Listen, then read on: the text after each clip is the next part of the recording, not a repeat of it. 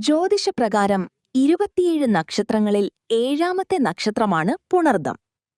അടിസ്ഥാന വിവരങ്ങൾ: രാശി മിഥുനം, ആദ്യത്തെ മുക്കാൽ ഭാഗം; കർക്കടകം, അവസാനത്തെ കാൽഭാഗം; അധിപൻ വ്യാഴം, ഗുരു; ചിഹ്നം അമ്പ് സൂക്ഷിക്കുന്ന ആവനാഴി, ക്വിവർ ഓഫ് ആരോസ്, വില്ല്; ദേവത അതിഥി, ദേവമാതാവ്; മൃഗം പെൺപൂച്ച; വൃക്ഷം മുള; പക്ഷി ചെമ്പോത്ത്. സ്വഭാവ സവിശേഷതകൾ: പുണർദം നക്ഷത്രത്തിൽ ജനിച്ചവർ പൊതുവെ ശാന്തസ്വഭാവക്കാരും സൽഗുണസമ്പന്നരുമായിരിക്കും.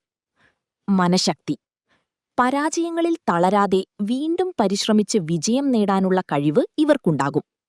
പുനർ, വീണ്ടും; തമു, നല്ലത് എന്ന വാക്കുകളിൽ നിന്ന് വന്നതാണ് ഈ പേര്, അതായത് നഷ്ടപ്പെട്ടത് തിരികെ ലഭിക്കുന്ന അവസ്ഥ.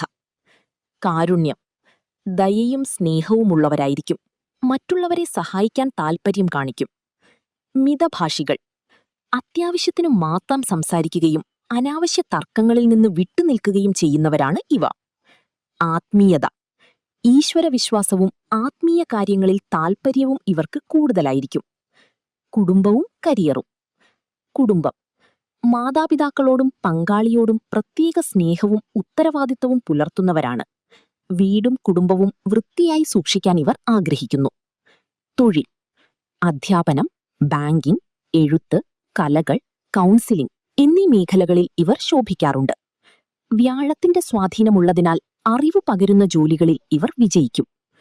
ആരോഗ്യം: ശ്വസന സംബന്ധമായ ബുദ്ധിമുട്ടുകൾ, ഉദരരോഗങ്ങൾ എന്നിവയ്ക്ക് സാധ്യതയുള്ളതിനാൽ ആരോഗ്യകാര്യങ്ങളിൽ അല്പം ശ്രദ്ധ നൽകുന്നത് നല്ലതാണ്.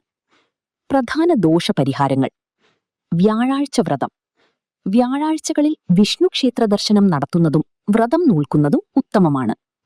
മന്ത്രം: ഓം അതിതയേ നമ എന്ന മന്ത്രം ജപിക്കുന്നത് ഗുണകരമാണ്. സംരക്ഷിക്കേണ്ട വൃക്ഷം: മുള നടുന്നതും പരിപാലിക്കുന്നതും ഈ നക്ഷത്രക്കാർക്ക് പോസിറ്റീവ് ഊർജം നൽകും. ഈ നക്ഷത്രത്തിൽ ജനിച്ച പ്രമുഖ വ്യക്തിത്വങ്ങളിൽ ഒരാളാണ് ശ്രീരാമൻ. അതുകൊണ്ടുതന്നെ പുണർദം നക്ഷത്രക്കാർക്ക് നീതിബോധവും സത്യസന്ധതയും കൂടുതലായിരിക്കുമെന്ന് വിശ്വസിക്കപ്പെടുന്നു.